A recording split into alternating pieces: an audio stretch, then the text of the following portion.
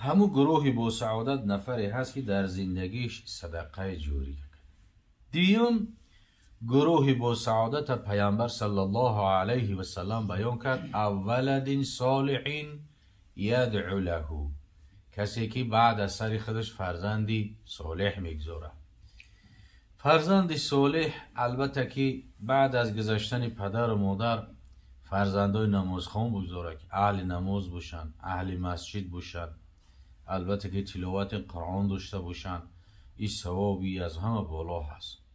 همون یک حالتی که دخترت یا پسرت همون آفتابه را میگیره به خاطر طهارت کردن میره و که عبادت خدا را کنه، ثوابی از 1000 گاوی کشتگی در ثوابی زیادتر است.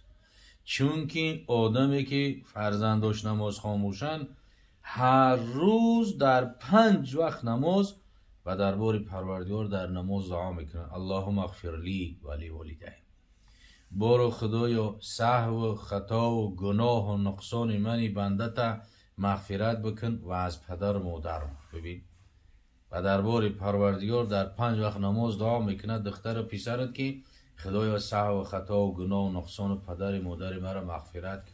اگر همو دخترها و پسرها 100 سال که عمر ببینن، 100 سال او پدر و مادر چی است نامه اعمالش پوشیده نیست. هر روزه ثواب ثواب ثواب رفتیست. و دیگر از همه ثواب زیاد کسی که در دنیا فرزندش اهل قرآن کنه، قرآن خوان کنه، که رسول اکرم صلی الله علیه و سلم بیان میکند که فرد روز قیامت آمنا و صدقنا در بین مردم در محشر دیده می شود. مرد زنی که امو روش و سر و گردنش همچنان نور دوره جلو میته که در بین محشر همه چشمش می اونو را نگاه میکنن. بعضی قوم میگه که یا پیغمبرها باشن، نیدو میشه که نه، یا پیغمبر نیستن. یا صدیقین باشن، میگن نه. یا شهدای راه دین باشن، نه، یا شهیدای راه دین نیستن. یا اولیاء الله باشن، نه، یا از جمله اولیاء الله نیست. پس کی هستن یا که این درجه را یافتن؟ میگه حاطفی از غیب آواز میده که اینا کسانی هستن که در دنیا فرزنداشون قرآن خوان کردن، اهل قرآن کردن. اگه خشا به حال پدر و مادری که از دنیا بگذره در حالی که بچه هاش و دختراش همش قرآن خوان باشه، اهل قرآن باشه.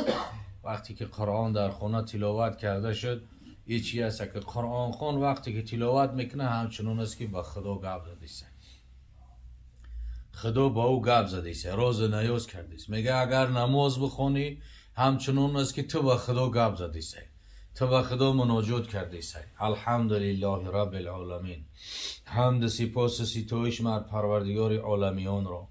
الرحمن الرحیم، پروردگاری که چی است؟ رحمان و رحیم است. همین چی است؟ بنده به خدا گپ میزنه در نماز. اما در حالتی که تلاوت قرآن میکنی خدا با تو گپ میزنه. برای چی؟ چون که قرآن سخن پروردگار است. قرآن سخن پروردگار است که بنده وقتی که خوندش همچنان است که خدا با او گپ زدیسه. اگه این ثوابیت درجه کسی هسته که فرزندش قرآن خوان میکنه، تا آن جایی که بزرگا بیان میکنن که اگر یک نفر در پیش فرزند بردی، در پیش یک عالم، در پیش یک نفر، همه به مجرده که بسم الله الرحمن الرحیم تعلیم گرفت، میگه خودش پدر و مادرش استادش میگه از دوزخ خداوند نجاتشون میده. درجه طالب علمی قدر بالا است.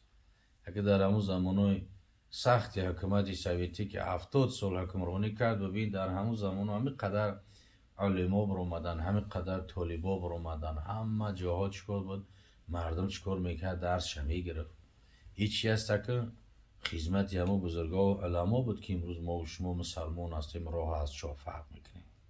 خب فرزند صالح پیامبر صلی الله علیه و سلم بیان کرد که این هم چی است که صدقه جاری است. تا زمانی که فرزندا طاعت عبادت میکنن، حتی که همین خونه ای که پدر سازش کرده است، اگه خشو و حالی و بنده که در دنیا میکنه، بله هر چقدر خونه آباد میکنه خوب میکنه، وقتی که در او خونه نمتری خیر صدقات باشه، تلاوت قرآن باشه، صدای قرآن باشه، صدای امر معروف و نهی منکر باشه، همین خونه هم صدقه جاریه است.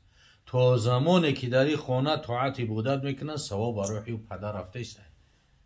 وای بر حال او پدری که خانه و در قصر میکنه و بعد سری و فرزند در اونجا میره میشنه و عرق خری میکنن و بانکشی میکنن، نعوذ بالله فسق فساد فسق فجور میکنن.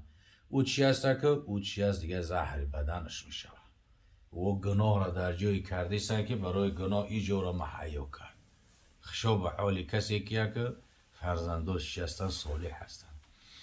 و دیگر گروهی را که رسول اکرم صلی الله علیه و سلم بیان کرد که نامه اعمال او پوشیده نمی شود او علم ینتفع به، یا علمی که علم نافع باشد و از سری خودش یک کس تعلیم داد تربیت کرد و او شاگرد برآورد با او شاگرد برآورد. همه خیلی شاگرد اگر 1000 سال هم که پشت به پشت رفتن بگیره، اگر همون عالمی که اول درس داده روحی و نامه اعمالش پوشیده نیست، خشوع که به حال علما و بزرگایی که 700 سال و 1000 سال شد که تعلیمات پشت به پشت اومده است، نامه اعمالی و همه وقت شده است، همه وقت ثواب روحی میده. پس که همین سه گروه رسول اکرم صلی الله علیه و سلم بیان کرد که نامه اعمال این سه گروهی با سعادت خوشبخت پوشیده نمی شود. پس که بنده حرکت کند عمل داشته باشد که البته که به هر طریقی که میگذره. حضرت میر سید علی همدانی رحمت الله علیه میگفت که خاک شد آن کس که در این خاک زیست، خاک شد آن کس که در این خاک زیست، خفته چی داند که در این خاکیست. هر ورق چهره آزاده است، هر قدم فرق ملک زاده است. صحبت گیتی که تمنا کند، با کی وفا کرد که با ما کند. امروز که روح پدر یادآوری میکنیم در حقش دعا و درود و تلاوت قرآن و خیر صدقات، باز چی است که بعدیت با نوبت ما و شما است. ببین خفته چی داند که در این خاکیست. هر یک 3 قبط بالای همی زمین، 3 گز قبط بالای زمین میگه خاکش همش از آدمی است. اگر 7 قدم بزنی قدم 7مت میگه در گرد خاک میرسه که پادشاهی کرسی نشینه استخوان چی از سری او است. همین قدر دنیا کهنه است. برای صحبت گیتی که تمنا کند، با کی وفا کرد که با ما کند. یکی به هر حال که ببینی با بنده دو تاز میکنه، نه نماز جماعت، نه مسجد، نه تلاوت قرآن. امروز بنده هم امروزه محبت دنیا همه قدر شیرین شدگیه که رنگ همون چسبکی که میموننش در نزد رنگارنگ طعام ها و پشه میویه میگم بگیرم به نیت میزنه که هر دی پارس میشه. اکثر بنده ها همه خیلی شدگی هستن و خاطر همه محبت دنیا پارس شدگی است. دیگه نه پرواز است نه هیچ، دیگه نه روحی و آزاد است نه طاعتی بوده است، نه نمازی اگه نمازی تهجد و نمازی مثلا نافله و سویسته نمازی فرض شه دیگه نمیخونه. برای چی؟ کار دارم زندگی دارم گفته. حضرت صاحب مسلک میگفت صوفی علیه که انسان که از دنیا گذشت در خونه قبر وقتی که گذاشتنش بعد روح میویه و به جسد به نفس کب میزنه، میگه مهدر آبر سوی گور. جان شیرین نظر کند از دور، روح بعد میو یک میبینه جسده در درون قبر. جان شیرین نظر کند از دور، می بگوید به نفس ای بدکش، هم به من ساختی و هم برخیش. عاقبت حال این چنین بوده، چون نکردی عمل و فرموده. یه دانسته آدم عاقبت این همیه. هممون میبینیم جنازه را میخونیم در تابوت حرکت نداره، جسد بیجون میبریم تای خاک میکنیم، میبینیم میدونیم عبرت نمیگیریم. بعد روح همتری میگه عاقبت حال این چنین بوده، چون نکردی عمل بفرموده. میدونستی رو همه برای چی عمل نکردی؟ بعد چی میگه؟ این که میخستی و میخفتی زن و فرزند مال میگفتی. میخستی و میخفتی چیکار کنم؟ شکمی زنه فرزندو را سیر کنم، ایشه زمتم، ایشه شوبتم، ایشه جوی کار بیام، با ایشه خونه کنم، با اوشه خونه کنم. چیکار کنم؟ دو بچه و دختر بود میشه، با در غم نبیرهات میشه. اگر بمبری از دنیا بره کی همون نبیره پروای بابا داره کی همون نبیره پروا و پشورش میبره که بابا و مومای من مرده نه که بابا و مومای سوده چی است همین ما سگ مشروب بتوم همین رزام بتوم همین یک زندگی که نه آباد شده گفته غمی بیهوده میخرم. بعد رو همتری میگن این که میخستی و میخفتی زن فرزند مال میگفتی. بعد در اونجا چی میگه که بیوفا بوده است مال جفت نزد مولای خود چی باید گفت. یا همش بیوفا بوده است. حتی تو جایی که چی هست که از همه دنیا که گذشت دیگه میترسن همون کودک سنگ یه حیات قطید نان خوردن بدن نوازیشون میکردی برای او دروغ گفتی برای او دزدی کردی برای او حق مردم خوردی برای او نماز تا قضا کردی میترسن دیگه میگه میترسیم همونجا مردگی هم تیزتر برانش. بعد مردم چی میگه گرده بوشه تیزتر بگیرین تیزتر بوشوین کفن که بی مردم سرگردان نکنین تیزتر جنازه کنین برای تاخو کنین قدر قیمت شد تمام شد.